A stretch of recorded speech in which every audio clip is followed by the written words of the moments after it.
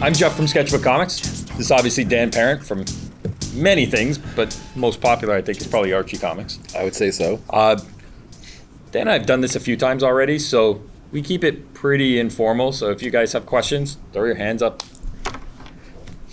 You know, and he's pretty open about everything, I'll be honest with you. Mm-hmm. Yep. Like, very.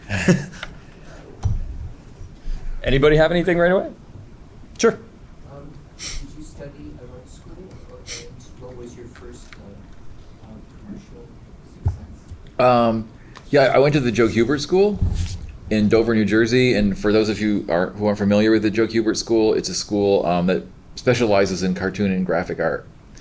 And a lot of my colleagues have gone there. A lot of people that work in comics today went to the school. And I went there, I graduated 32 years ago, and started at Archie pretty much right away. So as far as my most successful thing, it's Archie. I've worked for a variety of all the other companies too, pretty much, but Archie's always like my main gig. And I was lucky because when I was going to the school, because the school's so well known, a lot of the companies will send editors there to look for talent. And they came there and they were, I had done some Archie samples being an Archie fan myself. And fortunately, the timing was right. They liked my work. So I started to do some simple work when I was in my third year of school. It was a 3-year school. And then by the time I graduated, I was already working. So everything kind of lined up really well. It's nice when that happens. Yeah. When you were at school, was your style kind of Archie-centric? It was. As it is now? It was. It was like, out of all the students in the school, I think there was like me and like 2 other students that had like the cartoony style. But my stuff wasn't even, well, there was also animation students too, because there's an animation department at the Joe Kubert School. But I was never really interested in doing animation as much as I love animation. And my style was not really like super cartoony. It was always in the middle. It was always like I always liked superhero stuff. I always liked Archie. My style it was in the middle ground. So that's why Archie was kind of a perfect fit for me, because it's like a semi-real style. But yeah, my work was always like that. So it's sort of weird because you're sort of like, there's less competition because right. Everyone else is trying to draw superhero stuff. So, but there's less people at the time were interested in that style that I was pursuing too. But it just felt natural to me, and I liked it. So I just I figured people will come around or they won't. They did. So. You had a question. How do you feel about the show Riverdale? Yeah, Riverdale's fun. It's crazy, especially this year. It's like I don't know what's going on this year. But I enjoy it. It's been really, really good for the company because it brings a lot of awareness to Archie Comics, because some people watch the show and they don't even realize it's based on a comic book. So they do their research and they figure out that it's based on Archie Comics, and then that helps the whole classic line of comics too. But no, it's been great. That's been great. Sabrina has been really popular for Archie, and now this fall they've got Katie Keene coming on. It's a little bit like a third Archie series coming on TV this fall. So it's all good. It's all about getting it out there to different audiences, and that's what you want. You see in a lot of like the movies and stuff, like the one that comes to mind for me all the time is Suicide Squad. There was the Ostrander building. Mm-hmm. Do they do that stuff in Riverdale? With the kind of the little subtle shout-outs to the creators and stuff like that? A lot of the characters are even some of the like minor characters are characters that we've all created. Right. Yeah, they do. Like they'll put like artists. They haven't done it to me yet. Hopefully they will. But they'll like name like it's like an incidental character, and it'll be named after like Vic G or Victor Gorelick or something. Right. So they do little nods like that. Yeah. Because Roberto, who Sacasa, who is our creative director, who created the show and writes for it a lot, was a huge Archie fan. So he comes to the table being a huge Archie fan. And wasn't he Afterlife with Archie as well? He did Afterlife with Archie, which was like his first real mark on the company, and that was really successful. Afterlife, and then they did the Chilling Tales of Sabrina, which was really popular. So yeah, he has, and then and he also before he came to Archie, he worked on a lot of TV shows like Glee and he worked on a few movies. And strangely enough, about 20 years ago, he had done a parody of Archie. I think he was in college, and it was like a parody where Archie and Jughead were gay. Oh, okay. So and my bosses at the time found out about it and actually issued a cease and desist to Roberto. So this is 20 years ago. He was getting lawsuits threatened against him, and then now he's like our big honcho.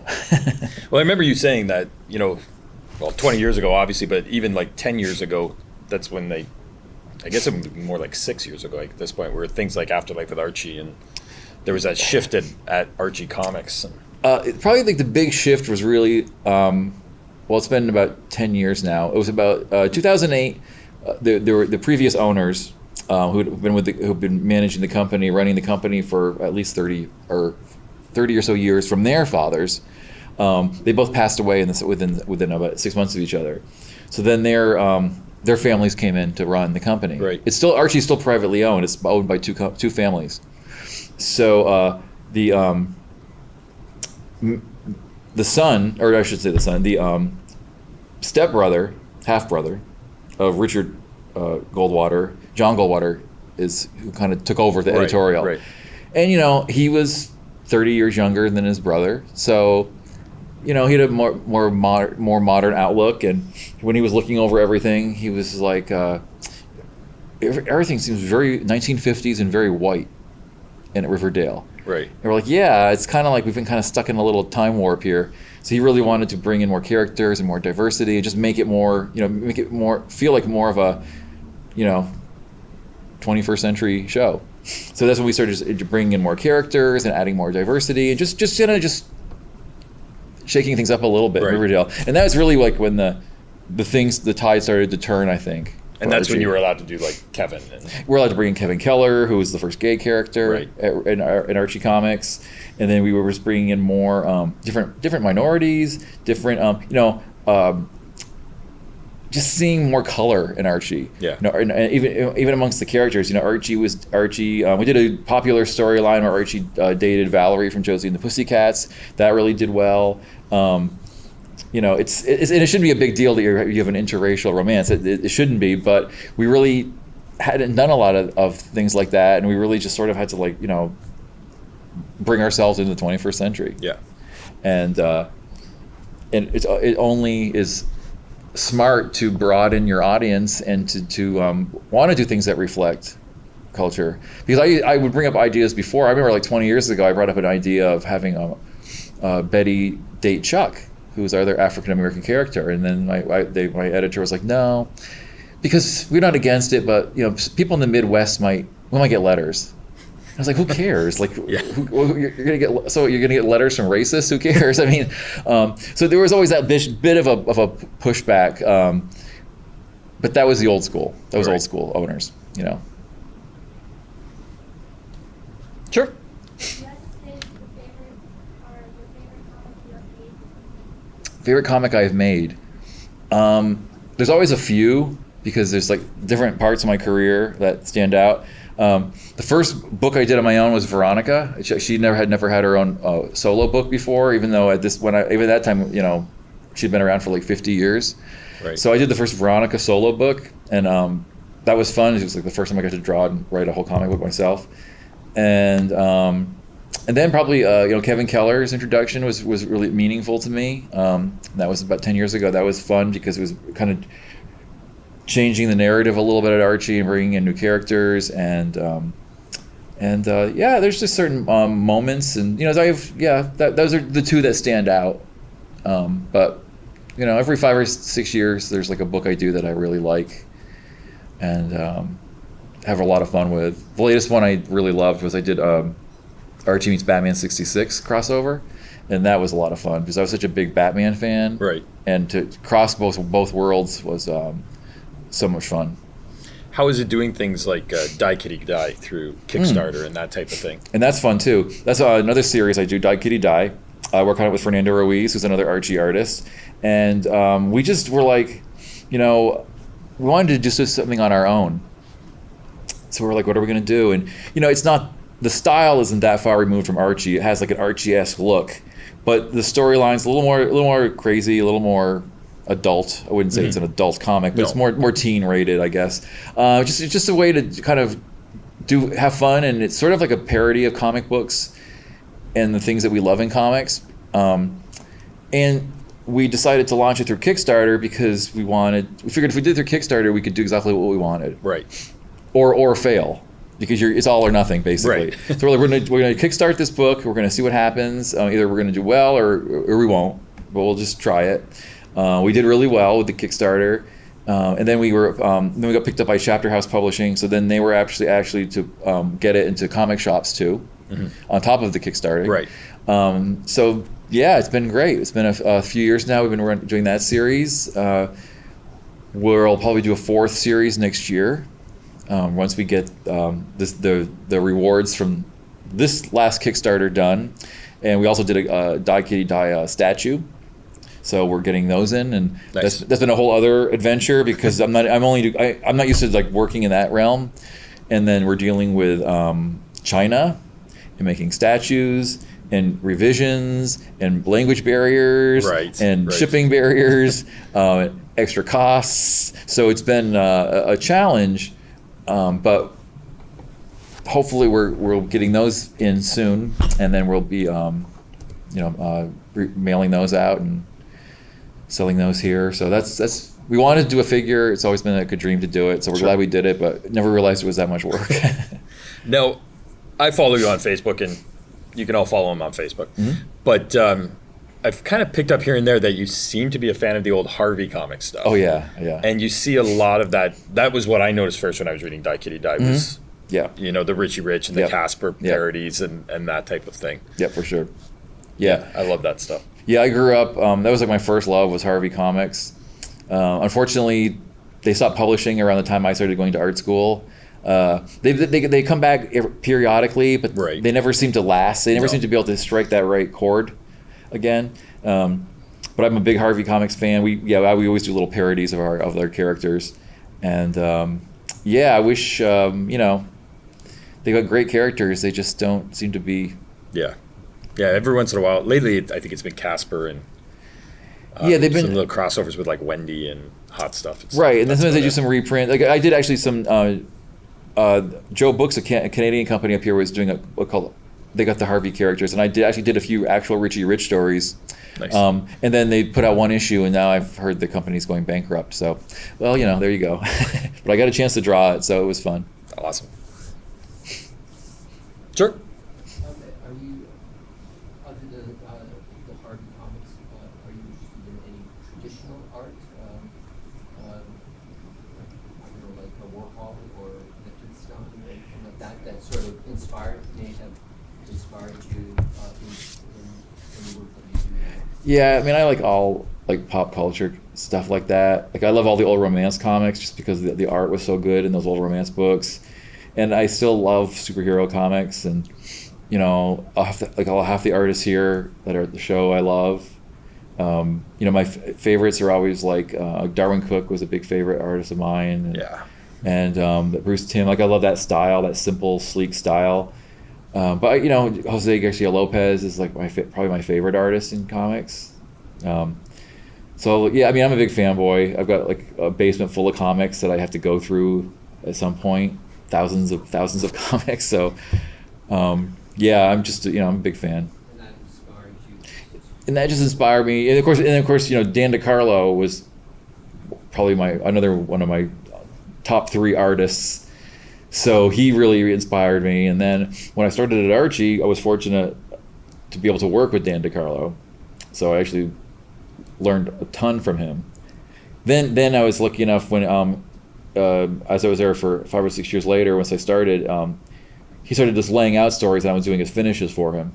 So when he would give me really rough pencil layouts, I would finish the penciling, and I really learned a lot then because I was really just going over his lines, and his stuff was so fluid. And I noticed after I was doing that for a few years, my stuff started to really loosen up a lot. Like my poses were a lot less stiff. So that was really a big plus. And just he was a great guy, Dan. Just overall. to work with. He was very humble. Like, he didn't know how good he was, which is I find astounding. Like, he was always shocked at conventions when he would have like people, like lines of people. Like, I was like, why wouldn't you have lines of people? I think a lot of times that is their mentality. Garcia They're Lopez shocked too by it. is really like modest too, and I'm like, almost everybody acknowledges he's like. I mean, he does all the DC style guides for years, so he's the one that's got those characters down. Yep. And still, he's, and then you've got people who are, really not half as good as him, who seem to be fine in the ego department. So That is true. Even George Perez last night at his dinner was shocked that there was this dinner full of people that were there to see him. he's so nice, George Perez. Yeah. Yeah, not a conceited bone in his body. No. Yeah. No. Peach. Would you rather pick Riverdale or Archie Comics? As much as I like Riverdale, I would pick Archie Comics. I still like the classic stuff. I mean, I grew up on it and I draw it, so I'm so into the classic that that's definitely my favorite. But I'm all for different versions and interpretations of stuff, because I think it's important to get the stuff out there to different fans. So, I love the Chilling Adventures of Sabrina. I love the Netflix show. Actually, I think that the Sabrina Netflix show is my favorite. Like, I think I prefer that over Riverdale. I think that's really, really excellent. I've actually heard that from a lot of people who don't watch Riverdale even. Yeah. That they absolutely, and I'm talking about the people that aren't interested in even trying Riverdale, that happen to try Sabrina and love it. Yeah. Well, Sabrina's real. I mean, I think it's the number 3 show on Netflix, so it's really popular. So it's definitely tapped into a whole audience of people that don't read comics. Yeah. Is the process you do strictly the drawing? Because I've heard that some of the artists do the drawing, and then they get someone else to do the ink work, like the coloring in. Do you do both? Yeah, I do both. I do, I do write a lot of stuff, my own stuff. And then as far as the drawing goes, I mean, when I'm doing stories for the interiors, I usually just do pencils, just for speed's sake, because it would take me forever to ink and color. But my covers, I usually do those complete. I pencil and ink and color them digitally. So yeah, I would do more of that, but it takes so long to. I mean, I'm a slow inker, so I would take forever to do the interiors. Do you get, if you don't ink your work, do you get any sort of say in how you have the colors put in? You just I don't usually the colorists they have a better idea in their head than even what I have as far as color goes. So I don't usually even have to get involved in that. As far as inking goes, they usually let me have a say in who inks my stuff. And like my favorite inkers are Jay Bone and Rich Kozlowski. So they ink most of my stuff. And like Jay Bone inked he inked all of Archie Batman, and I really loved how he did that. So now I'm working on the new series I'm working on is Archie, the Married Life 10th Anniversary, and Jay Bone's inking that too, and that really looks nice the way he's doing it. So that's a new series I'm working on. It's coming out in August. It's 10 years ago we already had the Archie wedding. It's already, I can't believe it's already been 10 years. 10 years. And now we're doing the 10th anniversary of that, so you can see that storyline 10 years later. And so basically they had you see their kids. It's getting a little more about their kids now, right? And they're around 10, 11 years old. So now, you mentioned that when you do your covers, you do the colors digitally. Mm-hmm. Are you strictly still pencil, ink? Yeah, pencil and nib. And, I mean, I still pencil it out and ink it by hand. Once in a while, I have penciled it and scanned it, and I've inked in Photoshop. I am so slow inking digitally because I'm just used to doing it by hand. Right. So I'm actually it's faster for me to do it by hand and scan it and then clean it up in Photoshop. It's still faster. I mean, if younger artists or artists that work just digitally are really fast digitally, but right. I'm just used to doing it by hand. So it's kind of like the best of both worlds. I use it to scan and clean up the work and to color the work, but I still do the initial drawings. And it's actually better for me because I do a lot of conventions. I can sell the artwork. When you draw it by hand, Yeah. you can't sell a digital piece. That was always kind of my thought on the digital art too. Yeah. Like it feels like you're giving something up. Kind of. And then like when our digital artists I know want to sell their art, they either usually have to like redraw it for people. Right. So there's that. Yeah, I think that was No, that's my question was going to be, you've got having doing this for 30 years, Mhm.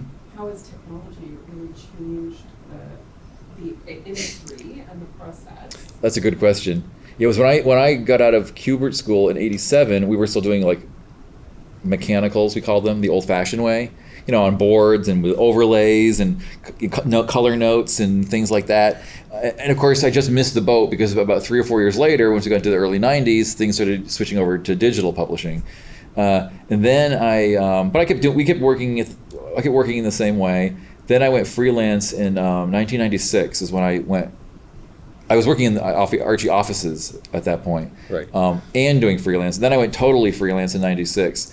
And then they started wanting us to can you send in the file for this piece? And I was like, I don't know what to do. I don't. So I had go back to school. I went back to school and took Photoshop and digital classes in like the late '90s just to learn Photoshop and Illustrator. Right.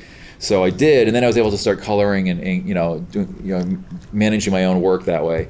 And but yeah, so that's like the '90s was when everything started to change over. And I mean, the good thing about the digital technology is it's easier to print books. Digital printing is pretty cheap generally, which is kind of a saving grace because the way the book market has been, comics and books don't sell like they used to. Sales are way down, profits are down. So the digital technology at least is a help in that area. And with all the digital printing now that you see out there now, it enables people to do things like Kickstarters and print small print runs that you would never have been able to do 20 years ago. So it's good. I wish I did more digitally. I would like to do. I like webcomics. I'd like to have done something with that. Yeah. So I mean, maybe I still will. Who knows?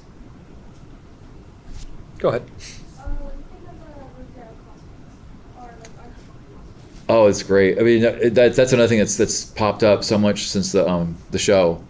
Definitely, Jughead is definitely the winner in the cosplays. There's more Jugheads that you see than anybody. Are they Riverdale Jugheads or comic versions? Riverdale Jugheads. Yeah. Sometimes you see both. You'll see like kind of like a mashup between the two, but definitely I've never every once in a while we'd get Riverdale or Archie cosplays at shows, and now it's pretty much guaranteed at every show you're going to see it. Yeah.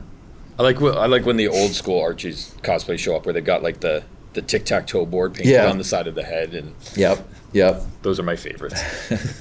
The Jughead with the S sweaters. I see those sometimes. And the actual crown, like the real crown. Yeah. Every time you see the Riverdale one, that's what I always think. I'm like, it's not the crown. You just found this hat that sort of looks like that. Yeah. Have you been to the set? I have. I went about a year and a half ago. I went to the set up in Vancouver where they film all those like CW shows. I think they film them all like on the same lots up there. I think they're on just different floors of the building. Well, it's funny because I went. There's like where they film Archie, Riverdale. It's there's two big like almost like airplane hangars. Right. And I actually went to the wrong one and ended up where they filmed Supergirl. But so Supergirl and Riverdale film like on the same lot. It's huge. I mean, it's like this big airplane hangar, and there's like 50 rooms inside the place. There's like Archie's bedroom, and then I always kind of thought that the houses they used were real because they look pretty realistic. And every room is a set. Now, when they filmed the pilot, they actually did use real houses and stuff because they filmed the pilot in L.A. Oh, okay. But when it went to series, then they go to Vancouver, and then they build all these sets. But it was great. I got to sit on a table read, and that was fun. And I got to meet the actors. I got to meet Luke Perry, who was unfortunately passed away now, but he was such a nice guy. They really seemed like a great crew, and again, not much drama. They seemed to just be really like a good group of people. That's awesome. Yeah, it was fun. What was it like when you got to redesign the Archie gang for your pal Archie and sort of modernize it? What was that process like? I mean, that was fun because we did a book called Your Pal Archie a couple years ago, which was classic Archie, but we kind of redesigned it a little bit to look more like the show. It was fun. It was easy. It wasn't much of a stretch. Just really basically just making their faces a little more realistic and making Archie's hair more like KJ Appa's on the show. But that was fun. I would like to do another series of that. We talked about it, doing another Your Pal Archie volume. I like it's always fun to tweak things a little bit. Right. And that was fun. So I hope maybe next year they'll let me do another one. And and I did like another Kevin book too, and we kind of tweaked him too, because we did a book where he was in his 20s, so we had to like kind of upgrade his image a little bit, update his image, and yeah, it's fun. How many awards have you won for him now? Just one. GLAAD okay. Award. Maybe one. I just keep seeing the same article pop up all Maybe. the time. Yeah, I won a internet. GLAAD Award back in 2013, and I've been nominated for like Harvey Awards before. Okay. I think I was nominated for the most Harvey Awards that no one ever won. I think I was nominated for like I've been nominated for like 18 of them or something, and so now I just go and I just assume I'm not going to win, and then I don't. I'm like the Susan Lucci of comics. That's right. Except she eventually won. After, so you never you're know. still going. That's good. That's fine. Being nominated is great because, like I said, you get to go with just being able to go where your peers are, and you're getting nominated with like artists like one year, like it was like the year that what was her name? Fiona Staples won for Saga. Right. So right. I knew I wasn't going to win against Saga, and I just felt it's odd and honored just to be nominated with her. But it's fun. It's just good to be. I like to just go get the free dinner. So Nothing wrong with that. Sure. You said you liked webcomics. Have you ever heard of a webcomic called Homesick? Homestuck? Homestuck? No. It's by Andrew Hudson. It's 8,000 words. Really? Yeah. The one I'm most familiar with is because my friend does it, Giselle Lagasse. She does Menage a Trois, and she does under Pixie Tricks Comics. She does 3 or 4 different web comics, and she's done some stuff for Archie. And that's how I kind of got into the web comics, and actually she's also the person who we were able to model our Kickstarter after, because I knew nothing about Kickstarting when I got into it. And I would just keep going back to her, asking her questions, because she's done like 3 or 4 Kickstarters that have been hugely successful. Right. When you did your Kickstarter and it was extremely successful, was there any point where you were like, why did we offer so many rewards? Oh yeah. Well, the first 2 we offered so many rewards, but you just want to. The goal is to get as much money as you can make. So we were offering original art and sketches and prints, and that's always fun. The last Kickstarter, like I said, I mentioned we did a figurine, and that was a mistake. We should have done a separate Kickstarter for that, because that in itself is more work than producing the book almost. So lesson learned. I think next time we would do that as a separate one. But yeah, you offer a lot of stuff, and it's nice when you hit your goal, and we've done really, really well. Yeah. So we're thankful. But then when you're done and you're fulfilling, you're like, oh wow, we really have a lot of work to do. But we make sure we honor it. We get the stuff out. One thing you do hear about, there are certain Kickstarters who have trouble giving out the rewards once they're done, and you don't. It kind of gives a bad name to other Kickstarters, and so you don't want to fall into that trap. So, I feel bad when we're late, but I always communicate to people and let them know that we're going to honor it, and we have.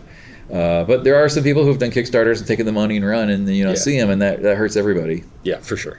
And I think Kickstarter should sort of have more of a monitor in that and say in that, because they should, they should. It's not fair. Yeah. For people that get screwed over by that. So. Absolutely. So back when Betty and Veronica both have equal crush on Archie, who would you prefer, Archie with Betty or Archie with Veronica? Well, from a creator standpoint, I always like Archie with Veronica, because there's more stories you can do. Because Veronica's just an easier character to write. If it was like a real life, I would say Betty, of course, because Betty is the nicer one. But I will always root for Veronica as far as like when I'm writing and drawing the stories, because it's an easier story. Yeah, help that her dad doesn't like him. There's just so much more dynamic with Veronica. Her father doesn't like him. There's just more drama. Veronica's easier, a more fun character to write and draw, because there's whenever you're the villain, and she's not even a villain, but she's like a semi-villain. So it makes it that much more interesting to do. What do you think of the books they're putting out now? There's so much of like Jughead the Hunger and I always say it wrong, Vampironica. Vampironica, yeah. And now there's the crossover between those and Afterlife with Archie, The Chilling Adventures of Sabrina, and then there's the fun stuff like Archie versus Predator, and, right? And I believe there's a second one coming for that. Archie versus Predator 2 is coming out next month. Right. That's the first time we've done a crossover that we've actually done a sequel to. So I think it was our best-selling. I think it was our best-selling crossover. If you haven't read it, it's crazy. It's fantastic, but it's crazy. Yes, it is. It is. And the second one's even crazier from what I've seen so far. I did a couple covers for it, but yeah, that's coming out. Yeah, I love all the horror titles. They seem to do really well, and people connect with them. And I actually created Veronica. I did in a comedic comic a few years ago. Oh, okay. We did like a funny storyline with Veronica. So they've taken Veronica and turned it into like a horror comic. So yeah, it works. I still have people coming in asking me what's going on with Afterlife with Archie. So I get it all the time too, Yeah. and I always have to say, well, I don't know. I mean, it's Roberto's baby, and he chooses to keep it to himself. I think if he decides to let someone else do it or wants someone else to do it, it'll happen. Right. But right now he's so busy with Riverdale and Katie Keene and Sabrina that, unfortunately there's only so many hours in the day, and I think he's just, the comics have had to take a back seat to the TV shows. Which, for the comic fans it's not fun, but, the TV shows sort of pay the bills, so they say. Absolutely. Yeah. Go ahead. I didn't even know I had a mic. Yeah. Speaking of horror films, if all of the Archie Comics characters were in horror show, which one would die first? Which one would die first? Guess it depends. Boy, I know I who guess did in Archie, Afterlife with Archie.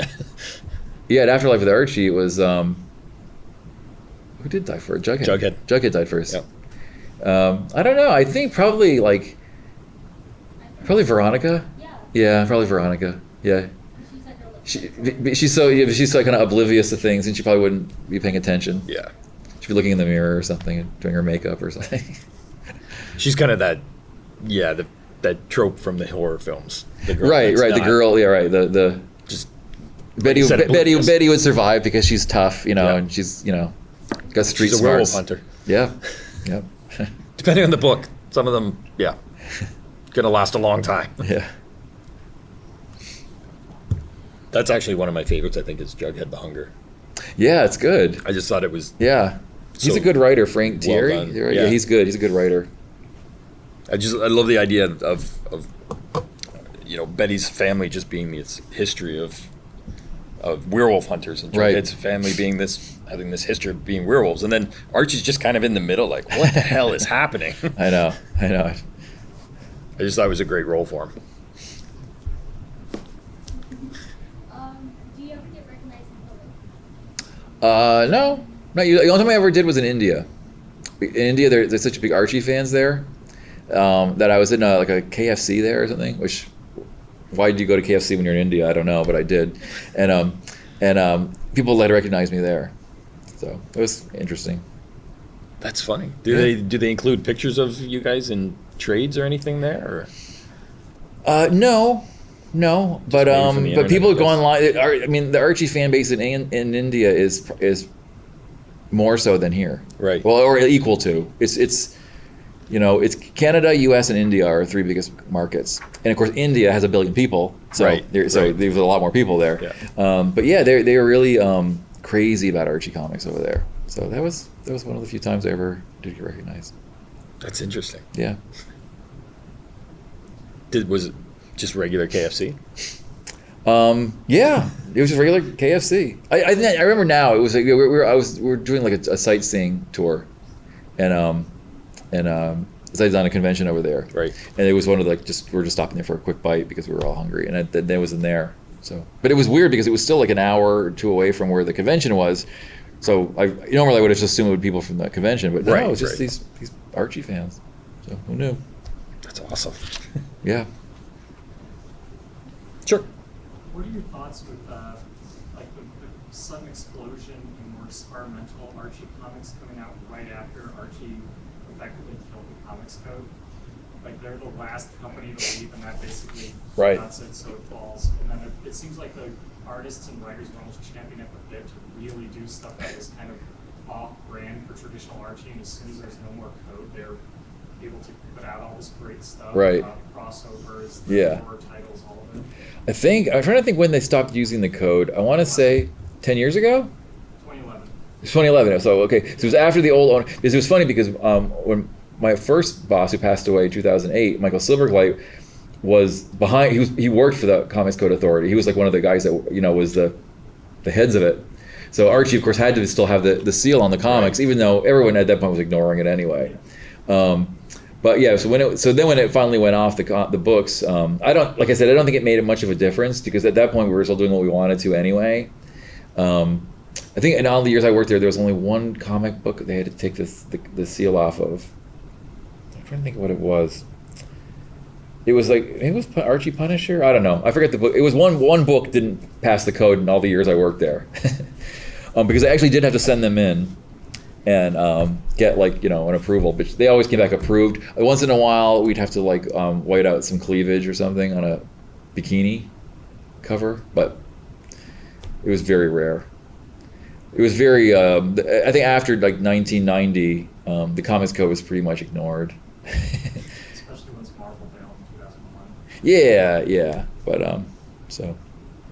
but yeah, everyone at Archie's was always wanting to do more different stuff, like Archie Predator, and then the crossovers. I did Archie Meets Kiss, which was fun. I was really chomping at the bit to do that one. When you want to do things that are different, and the crossovers were like a good way to draw stuff you don't normally draw, like Batman, and we did Archie Meets Glee when Glee was popular, and that was like the worst job ever because as far as I liked the show Glee, but we had to draw all the characters on. Every actor had to approve their likeness, which is why I think 2 actors aren't even in the script because we couldn't get the approvals past them, so we just had to cut them out. The script, it was like the first time Roberto wrote a comic book script, and of course there was like about 10 word balloons per panel, so we had to edit heavily. So, but we had the cast of Archie, and then the cast of Glee, which was 100 characters. So it was a challenge. Yeah, it was a challenge. Kiss is easy. There's just 4 guys. They have the same makeup on the whole time for the most. How was it working with Gene Simmons though? He was really, really easy to work with. Nice. I mean, you don't hear that every day. No. He's very much a big comic book fan. He knows everything about comics. He knew everything about Archie. He knew who I was. He knew my work. So he was very respectful. The only thing he asked for was he wanted all the original art back.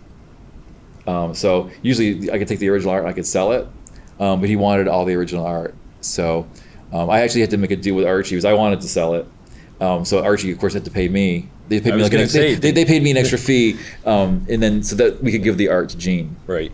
But he was he had to look at all the art for approvals, and he was very happy to approve things, and he was not picky, and no, it was really definitely really, kind of counter to what you and I know people who work with him for Dynamite. They do the Kiss series there, and I know there's been some problems there, but no, he was great. And then we did a signing with him in L.A. We did a Archie Kiss signing and met him and Paul Stanley, and they signed. They were like so nice. Like that's awesome. We couldn't believe it.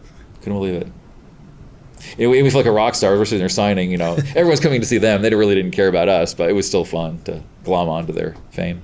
yeah, no doubt.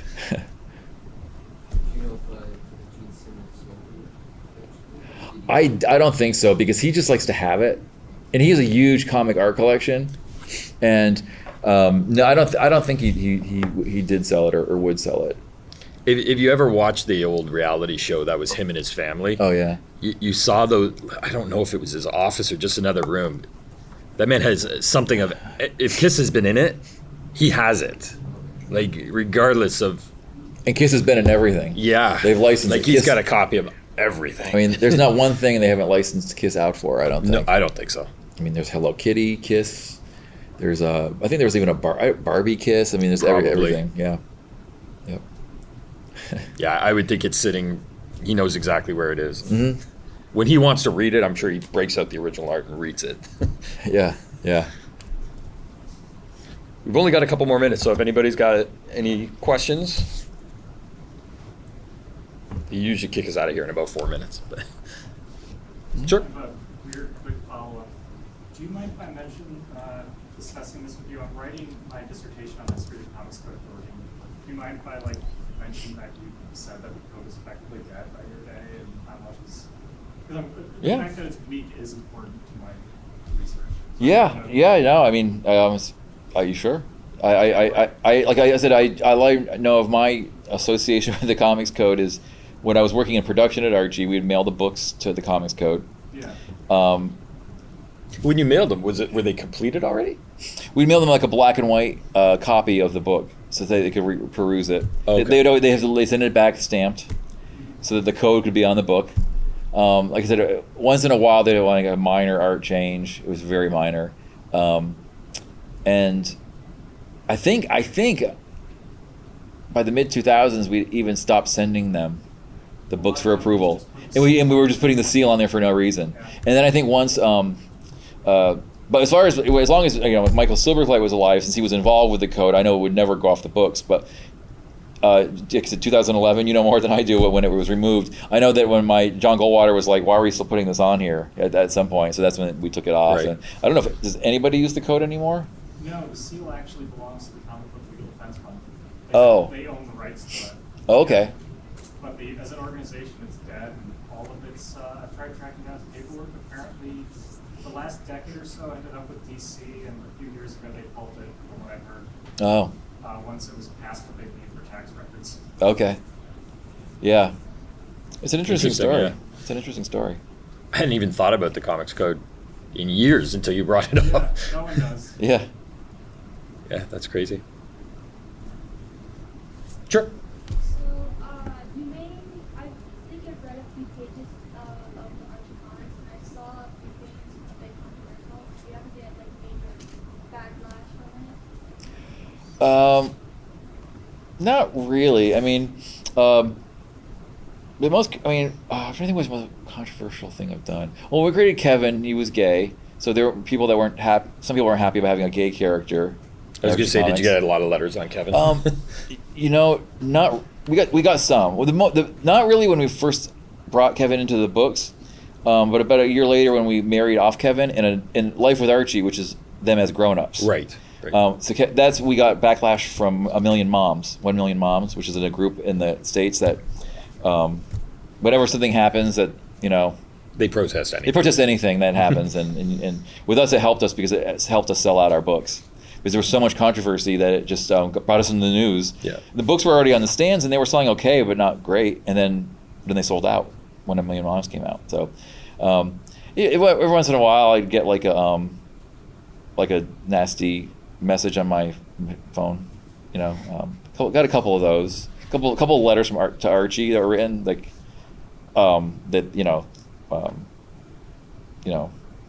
drop dead, you're ruining Archie Comics, that kind of thing. But like I said, when we announced Kevin, we lost about 7 subscriptions or 8 subscriptions of Archie, and then we gained like 3,000. So that's a pretty good. I was gonna say, that's a good track record. Hopefully, we're at a point now where you get that hate mail, and it's almost like a trophy.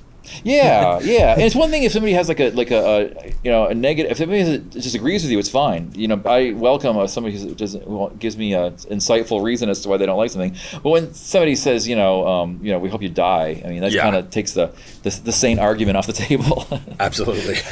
So, but yeah, and then you get people who there was people actually. Some people were not happy about us doing something with Kiss. One guy who was a fan was like, Gene Simmons is a misogynist and you're promoting misogyny. And I was like, well, I'm just thinking of when I was like 10 years old buying Kiss records and I liked Kiss. So if I got into every character, every crossover of a person who did something wrong, we wouldn't be doing anything. And I doubt there was a whole lot of misogyny in the books. In the books it was just the rock star's Kiss, and what Gene Simmons has done in his personal life, I don't even know. I mean, I watched the reality show too, but you don't know what's real or what's true, and I don't know. Exactly. I kind of liked. I thought the show was entertaining, and I thought he was pretty funny. They kind of make a joke that he's a dick. Yeah, excuse my language. They kind of make a joke about it, and his wife, his kids are and his wife, mocking and his him. wife and his kids kind of put him in his place. So I kind of felt I was watching, a balanced show. But listen, I don't know. But you can't make everybody happy.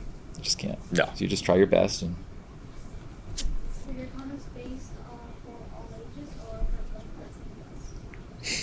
The comics are pretty much all ages. Like the classic Archies are all ages, and because our main readership is like our 8 to 12. Then like the horror comics are older. Those are for like teen, they definitely teen are. and up. So, but that's as far usually as they go. They usually are, there's younger readers and then the preteen and teen readers. Perfect. Well, if nobody has a last question, I think we probably should wrap it up, because somebody's coming. I don't know who. Thank you. Thanks for coming.